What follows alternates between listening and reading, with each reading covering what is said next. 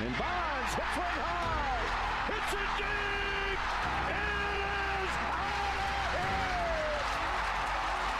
7:56. Bonds stands alone. 17 seconds from Game 7 or from championship number 6. Jordan open. Chicago with the lead. Washington outside left. Roethlisberger has time. Throws to the back of the end zone, and it is caught for a touchdown by Holmes. Minute remaining, and they're putting Curry in the pick and roll, trying to get him on Ervin. Ervin and Curry, one-on-one. Ervin puts it up. It's good. Kyrie Irving from downtown. We're sending it in, Jerome. That's for damn sure. Yes.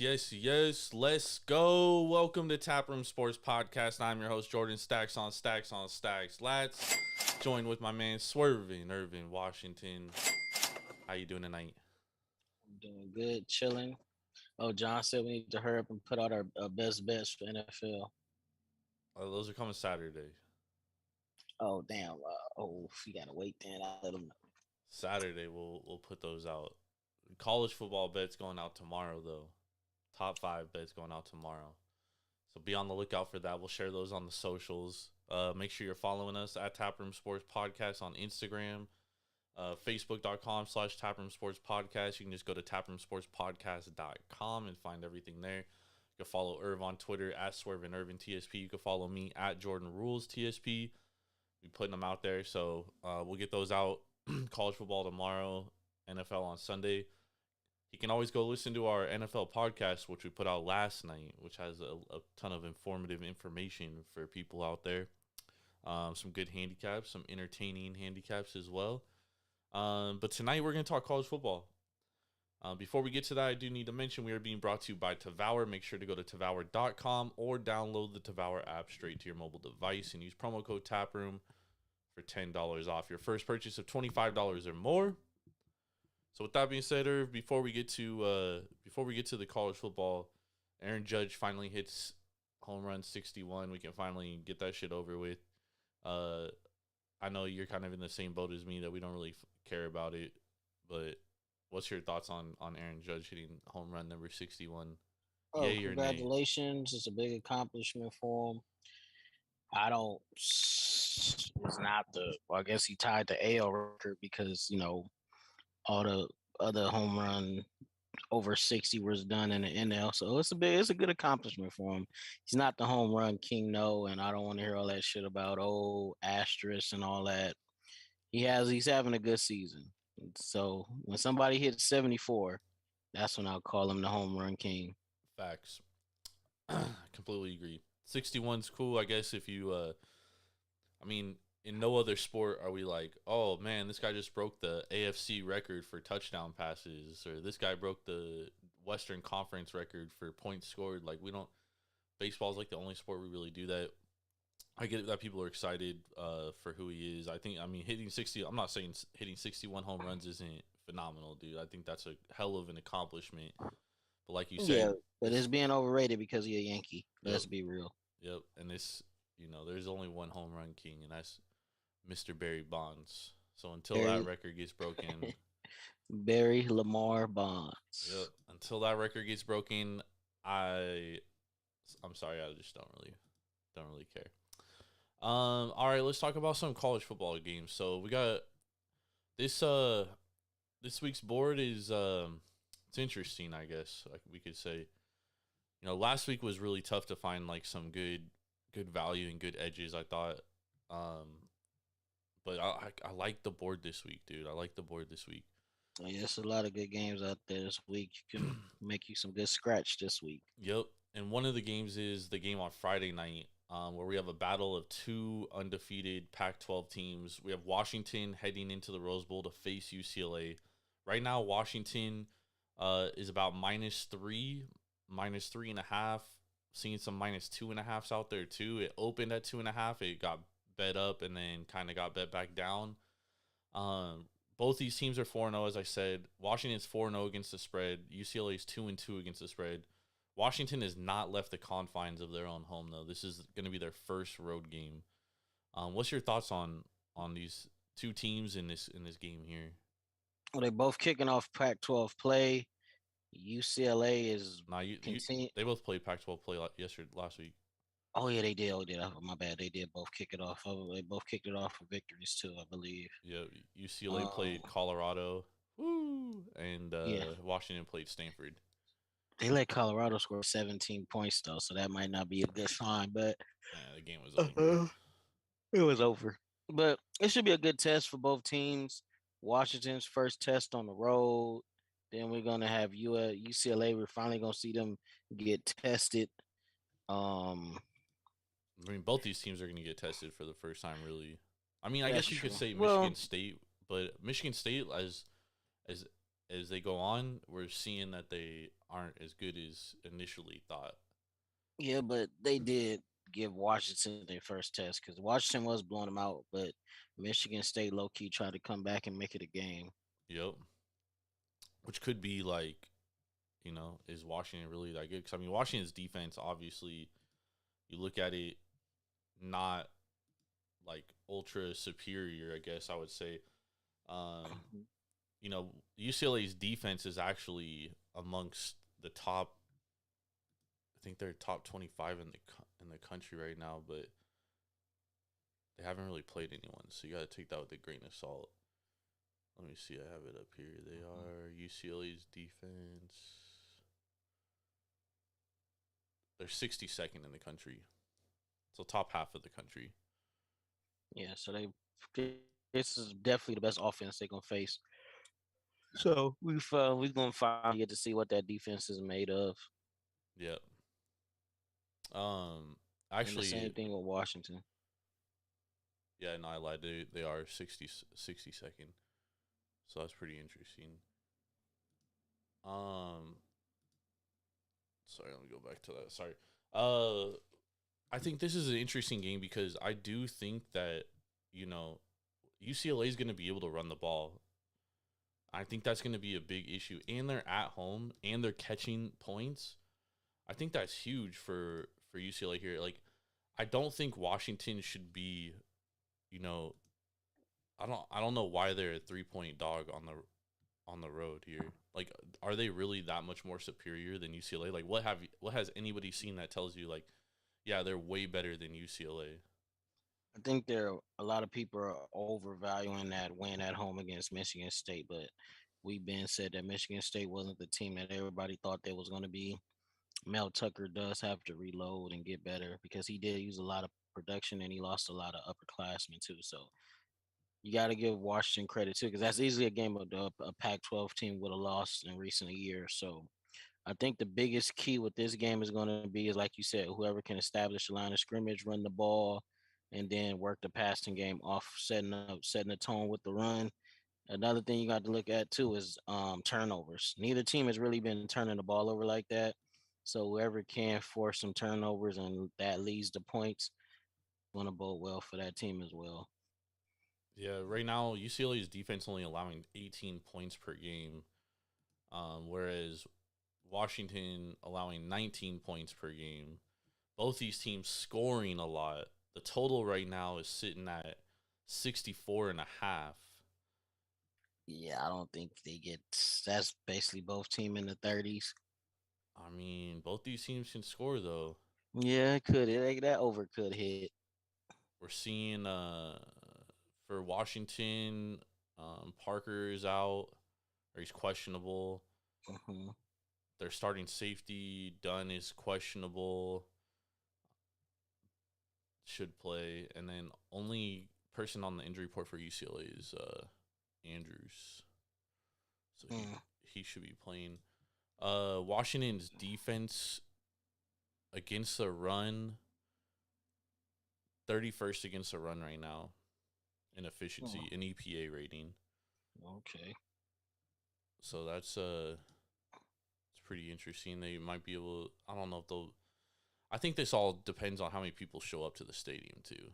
UCLA fans got to show up.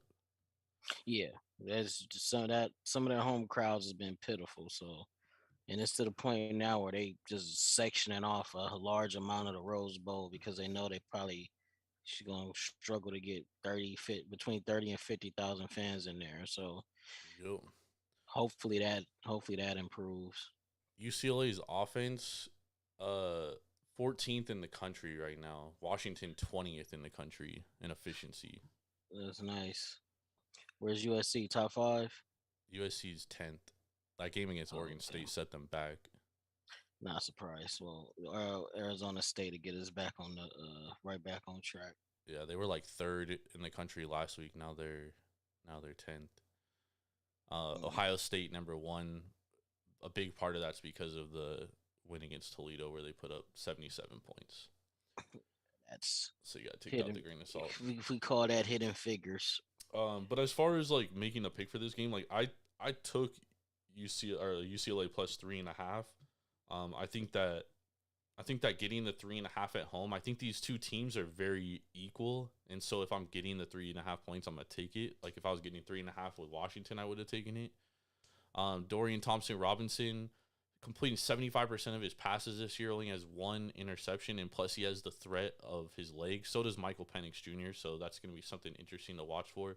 I do agree, though, the total is a little too high for me to play at 64.5, although that would probably be something that you can look at. I'd probably lean the under right now. I just think that number is a little too high. And both these defenses are pretty good, but like we both said, this is both their first real test, you know what I mean? And because of that, I probably lean towards the under. I think it's gonna be a And little bit. Thompson Robinson has a tendency to show up in bigger games too, so you can expect. I expect him to have a pretty good game. Yep, I think UCLA everyone looks to that South Alabama game, right? And they're like, well, they dropped the ball against South Alabama. Well, I mean, South Alabama is pretty good, and that Sun Belt Conference is really good. And on top of that, only like 25 people showed up to the stadium that day. So it's like, what kind of motivation does a team have? That's why I think this is Friday night prime time. It's important for these UCLA fans to show up and show out for their team here. I hope they do. Do you though?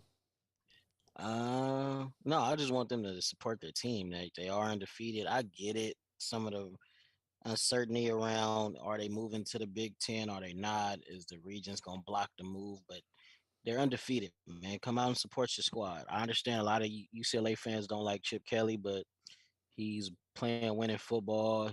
He beat USC last year, went 8-4. So just let him keep doing what he's doing and just support your program. If I could support Clay Helton, you can definitely support Chip Kelly. Facts. All right, let's move into this next game. So we both kind of are leaning towards UCLA here. Well, I actually like UCLA. I like UCLA. Like I'll throw it Yeah, I out like there. UCLA too. I like UCLA in that game. All right, let's talk about this next game. We have Purdue at Minnesota. Minnesota right now 4-0, 4-0 against the spread. Having a phenomenal season right now. Although this is really their first test too. Yeah. Their previous games, they've beaten Illinois. Who are they beaten so far? Michigan State, Colorado, WIU, and New Mexico State. And New Mexico State's trash, but they're 4-0 against the spread, so they've beaten market expectations, which is pretty impressive so far. PJ Flex doing this thing right now. Minnesota is minus 12.5. This game opened -7. It's been bet all the way up to 12.5. The total is at 52. What's your thoughts on this game? I honestly think Purdue might give Minnesota some tests, but PJ Fleck pretty got the they the Golden Gophers, right? Yep. He got them. He got them on a good path right now, and it was pretty impressive because we know Michigan State is not a great team, but they shut out Michigan State, so Yeah. that kind of showed me that they're not playing any games right now. I think Purdue will give them some challenges offensively, but Purdue's defense, I don't know, man. They haven't looked that good to me, and I don't think they're gonna be able to stop Minnesota's run game. I think that's what's gonna set the tone. And like you said, I wasn't really high on him coming into the season, but he's proven me wrong so far. Tanner Morgan has been playing some pretty damn good football. Yep, Tanner Morgan has been great, and Ibrahim has been one of the best running backs in the country so far. I think the biggest thing here, like if you're looking for Purdue or you're looking to back Purdue, is like they played Penn State really tough at home. They probably, arguably, maybe should have won that game. But I mean, from there, like it's just been a struggle. You go to Syracuse, that's a game where you're a 1.5 point dog and or 1.5 point favorite and you lose outright. You lose 29-32 in a game that was, I mean, just the wildest fourth quarter of all time. But I mean, Syracuse had struggled moving the ball against Virginia, and they moved the ball pretty freely against Purdue. Reason for that is because they couldn't stop the run. And what does Minnesota want to do first? They want to establish the run. Yeah. And that could be an issue. Plus, this is definitely the best defense that Purdue has faced all year. Purdue's a great home team. When they are a dog at home, you almost always want to back them because Braum will always get up and these guys always upset somebody, right? But this is at Minnesota. You know, Aiden O'Connell, he's looked good this year, but their defense, you know, losing George Karlaftis was a big loss for that defense, and they haven't been able to replace that kind of production yet. I think 12.5 points is too much, though. Like, if I got this at 7, I'd be stoked. I lean the 12.5, but I kind of like the under here, under 52. I think that might be the play. But I don't know, because I think that this could, like, I think Purdue can score. And I think Minnesota can score. Like, I could see this game being like 28-24.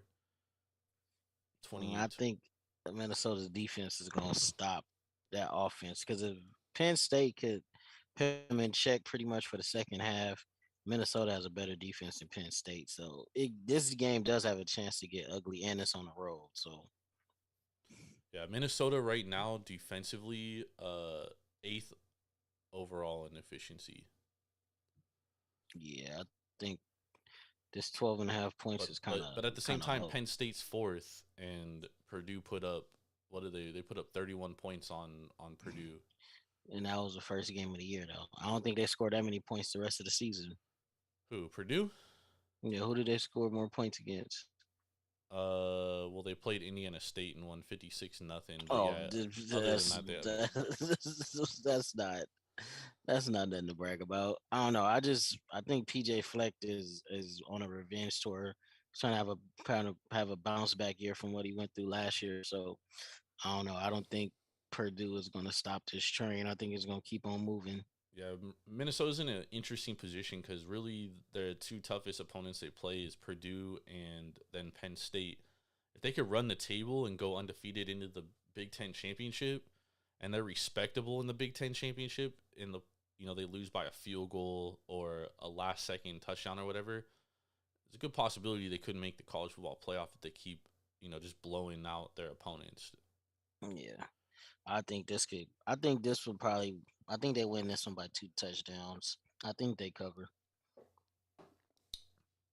Damn, that's too many points for me, dude. But I can understand it, because I definitely think they're the better team, without a doubt. All right, let's talk about this next game. We have Oklahoma at TCU. Oklahoma coming off a loss at home to Kansas State. Right now, Oklahoma is minus 6.5 point favorite, so basically a touchdown. The total is 68.5 here. What's your thoughts on this one, Irv? Oklahoma might be trying to get it back in blood after that big loss to our boy Adrian Martinez. So I think it could get ugly, but the way that defense been playing, yeah, I don't think it's gonna be a blowout. I think it's gonna be a tight game, honestly. Plus, Oklahoma's next game, Red River rivalry. Red River rivalry. So this could be a spot where they overlook Kansas. But again, TCU. But again, this is a game they're coming off a loss. So, they could very well be looking to get revenge, as you said. But I mean, TCU looked great last week against SMU. Won 42-34. They were only 2.5 point favorites. They've really been able to score the football, dude. Yeah, they can score with It looking like they can score with pretty much anybody. Do you think that the total at 68.5? Do you think that's too high? Yeah, I think that's kind of high. I would honestly go under. Because like I thought Oklahoma's offense looked good last week. It was really their defense why they lost that game. Would you agree with that? Yeah, defense definitely lost in that game, but they swore that Brett Venables was going. All that was over. Now that they got one of the best defensive coaches in college football, but hey, I guess it's gonna take him some time to build his program and build up that defense to where he wants it. But I saw Oklahoma being probably at best 10-2. So now I'm thinking more like 9-3, maybe 8-4. Because if that defense keep playing like that, it's gonna be hard for them to win in the Big 12 because you know all the upper echelon Big 12 teams could score a lot of points. Yep. So And they could very well lose this game here, dude. Like they're at TCU. yeah. It's not like it's gonna be a walk in the park. Oh yeah, it's never gonna be a walk in the park at TCU. They don't have a huge stadium, but that home field advantage is real. So Yeah, dude, this one's tough, bro. Like, if this was 7, I would definitely take TCU. It's not, so I lean towards Oklahoma here, but I don't love it. mhm, Like, I absolutely do not love it. yeah. I don't know my feelings on this. Uh, Oklahoma right now, offensively, third overall in offensive efficiency. Third. In defense, though, not so good. Defense, 33rd in the country. Mm. So not too good. TCU though, offensively, TCU, let's see where they're at. 26 in offense. In defense, they are. We gotta go down this list of ways. 94th. Sheesh. I'd probably lean the 6.5 here. Yeah, especially with them being at home, that makes sense. All right, let's talk about this next game. We got Kentucky at Ole Miss. Right now, this is Ole Miss -7. The total's at 54 here. What's your thoughts on this one? Uh, Ole Miss hasn't really played anybody, so this is gonna be their first test of the season, and they're at home, right? Yep. So that probably gives them a little bit of advantage. But Kentucky's been playing some good football, man. So honestly, I like Kentucky with the points, even them to win outright. But I really like them with the points too. So I think they're gonna win this game. Jackson Dart has to be accurate. If he turns the ball over, that's just gonna make it a lot easier for Kentucky. Will Levi is looking like a first rounder. I like their defense. They got the weapons. Kentucky is looking like a top 10 team, and I expect them to pull it out. Yeah, this game, in my opinion, should be more like a field goal. Like, I don't understand why it's more than a field goal. Very unusual for me. I mean, I would blindly just take Kentucky just for that simple fact that, in my opinion, this should be a field goal game. You're giving me a whole touchdown, like I'm taking that all day. Kentucky is one of the best defenses in the country this year, and they're arguably the best tackling defense in the country. Like teams don't just they don't blow through tackles against them. You know what I mean? Like, they're a really good tackling team. Right now they're 21st in the country in defense efficiency, but they've also had a much tougher schedule, dude. They had to go on the road to Florida, where they won the game. They played a lot more difficult opponents, so I like Kentucky here. I like Kentucky plus a 7. That's a bet that I've actually taken this week. I don't see how this game is a field goal, dude. It doesn't make any sense to me, like, at all. And next week, well, I mean, Ole Miss has Vanderbilt next week, so they don't really have a tough schedule. But I mean, they play Tulsa. They're 21-point favorites against Tulsa. They only win by 1 possession. Tulsa's a good team, by the way. Mm-hmm. They play Georgia Tech, who fires their coach, 42-0. Georgia Tech stinks. And then they don't play anybody. They play Central Arkansas and Troy. And Troy, they won 28-10, and they could, for a minute there, they could like barely even move the ball. Exactly. So this is a game that, I'm taking Kentucky here. Absolutely taking Kentucky. That's the only bet I'm making in this game. Not even touching the total. I'm just touching the side. All right, let's talk about this next game. We got, where are we at? We are at Florida State and Wake. with Wake Forest versus Florida State. Yep. Wake Forest at Florida State. Right now, Wake Forest is a touchdown dog, catching 7. Florida State's laying 7. The total 63.5. Florida State's 4-0 on the year. Wake Forest is 3-1. Wake is 3-1 against the spread. Florida State's 3-1 against the spread. Right now, Florida State is coming off, a very big win against Boston College, a very, stout Boston College team that's 0-4. What's your thoughts on this game? We seen Wake Forest give Clemson all they can handle. If it wasn't for them giving up, those plays over the top of their head, they probably could have won that game. And they had a chance to win it at the end on that last drive, but they gave up a sack, had a bad penalty, so that made the game go into overtime. So we seen what Wake Forest can be.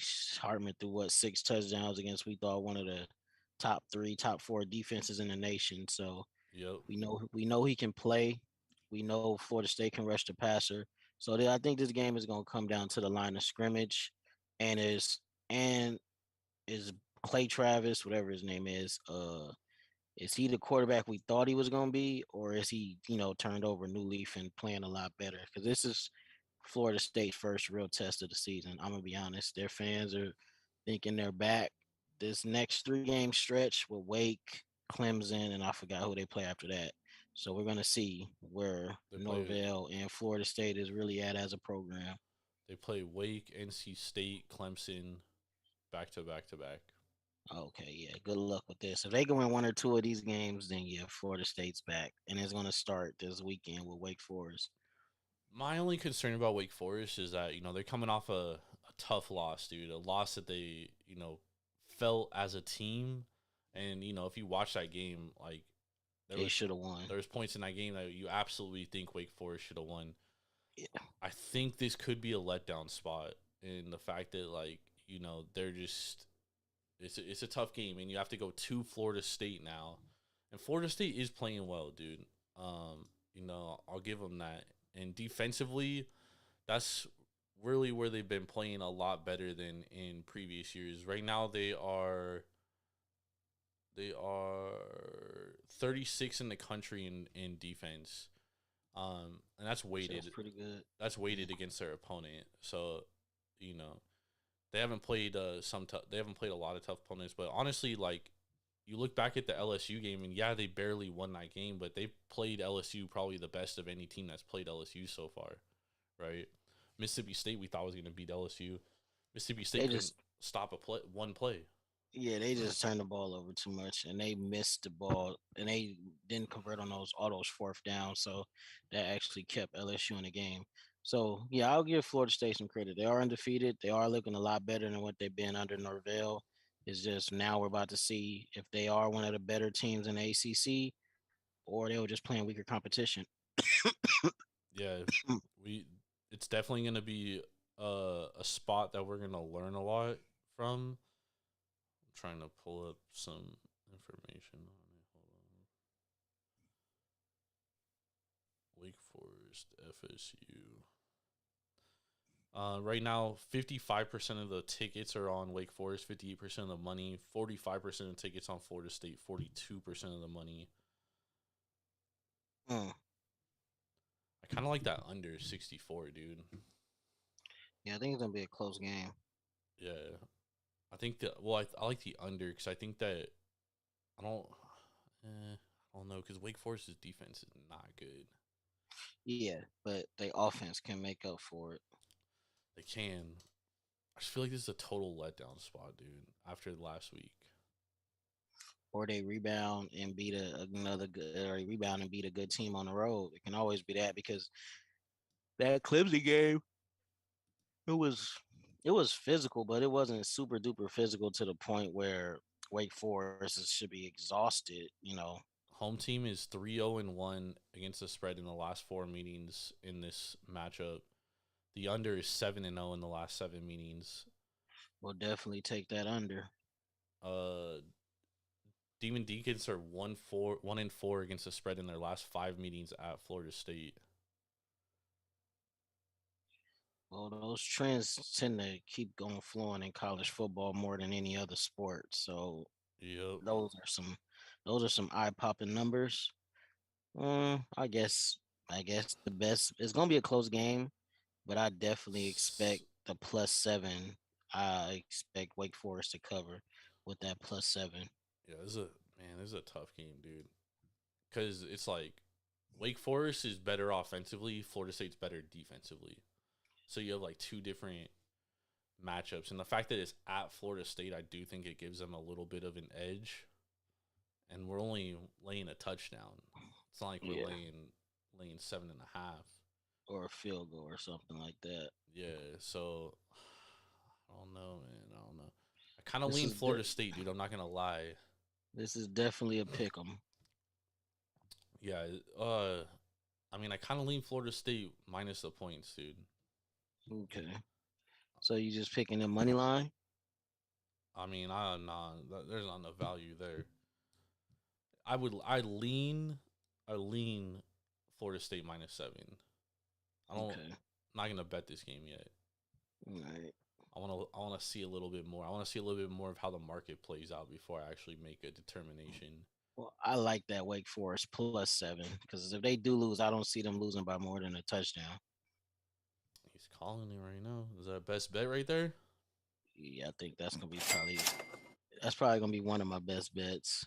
All right. Let's talk about this next game. We have Alabama at Arkansas. Right now, Alabama's -17 on the road.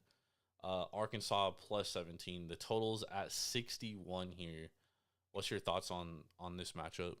So Arkansas coming off of that letdown game against A&M, I think this game is either going to be very good or it's going to go to the other end of the spectrum and be a complete blowout towards going towards Alabama's way. Now, the one thing you do have to factor in is that if you can stifle Alabama's run game and put the game in the hands of Bryce Young and those receivers, some of those receivers aren't as good as we thought they could be or we thought they were. So that would give Arkansas a better chance at covering and maybe getting a victory. But I think that's what it's all going to hinge upon. Can Arkansas make Alabama one-dimensional? Because Texas did that and Alabama struggled at it mightily. So do they have the athletes? Do they have the type of pass rush and secondary that can make Alabama one-dimensional and make Bryce Young beat them throwing the ball? Yeah, I kind of agree. I mean, dude, the last game against Texas A&M, I mean, dude, that's such a disheartening type of a loss, dude.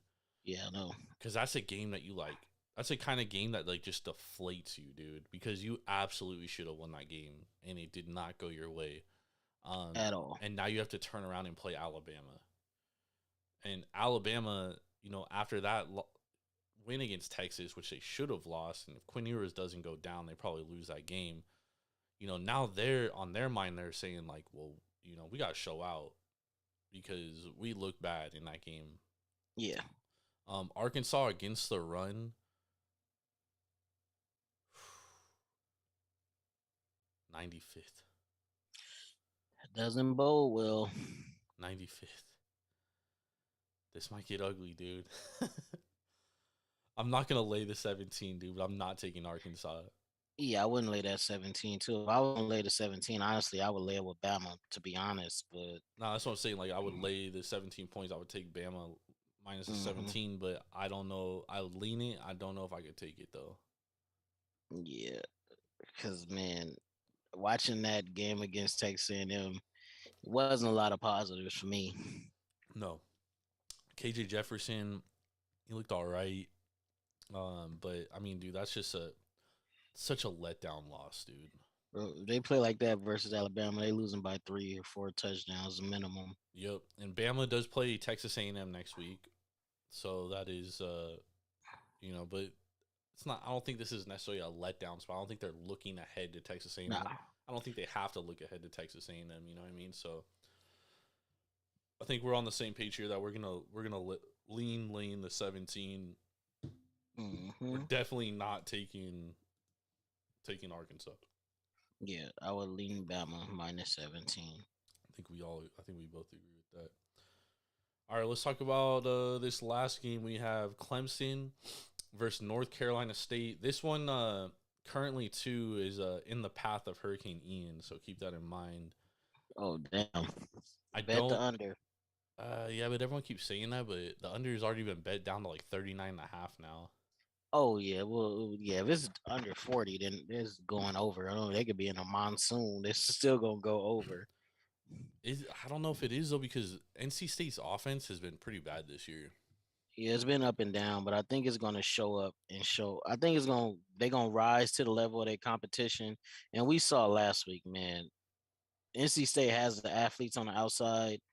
That Clemson secondary got torched by Wake Forest. Yeah, but NC State doesn't have Sam Hartman. I think Troll Leary is just as good. What do you It's think? not a big gap between those two. What do you think NC State's offense is ranked? Probably 75. Damn, pretty close. 69th. Yeah, they have been very up and down. So, What do you think Clemson's offense is ranked? 42. Damn, also pretty close. 35. Yeah. 35. But the thing about it is, if Clemson can get, well, not Clemson, if NC State can get pressure on DJ without blitzing, then that bodes well for them because DJ struggles throwing against zone coverage. He's been pretty good throwing against man coverage, but I've noticed when he's facing zone coverage or quarters or teams that don't have to blitz to get pressure, you see a lot of underthrows and a lot of overthrows from DJ. Yeah, I think this is going to be a low-scoring game. Weather aside, I thought it was going to be a low-scoring game. This is two good defenses and two, I would say, limited quarterbacks at this point. Mm-hmm. So I do think that it's going to be a low-scoring game. And for that reason, I'm taking NC State plus a 6.5. I got it at 7.5 earlier in the week, but I'll still take it at 6.5. Because I think it's going to be a low-scoring game. I see this game being like 21-17. 24-20. That's the kind of game I see this. Especially if they have inclement weather. Yeah.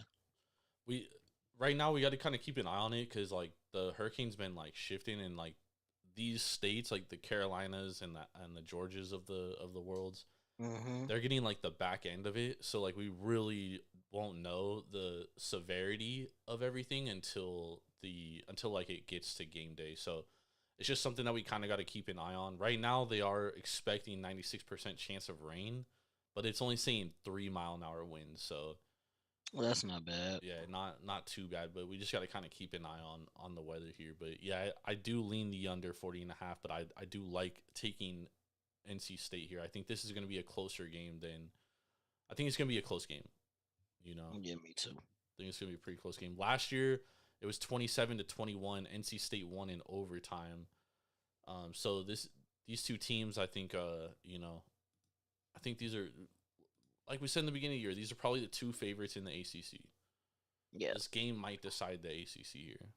I agree. So I like the 6.5, even though I like Clemson to win. Give me the 6. Give me the 6.5 points. All right. Let's go, y'all. All right, let's get two best bets from these games here, Irv. Well, my two best bets from the games that we previewed, I'm gonna take. I love NC State plus 6.5. All right. And I'm gonna also take Kentucky plus 7 or 6.5. Plus 7. Plus 7. Damn, dude. Kind of like took both the bets that I like. I'll go UCLA plus 3. And then I'll take give me get something different. Let me see here. I got a good one for you. We didn't talk about the game though. Nah, it's gotta be a game we talked about. It's gotta be a game we talked Okay. about. I'm gonna go Oklahoma. No. TCU? Nah. I'm gonna go. I'm gonna go Florida State -7. All right. Florida State -7. Give me Florida State -7. The Seminoles. Let's Gotcha. go. So you took both the bets I had written down, dude.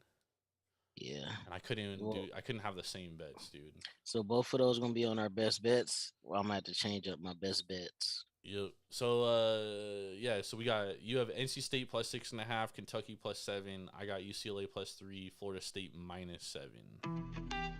All right. Thank you everybody for joining us.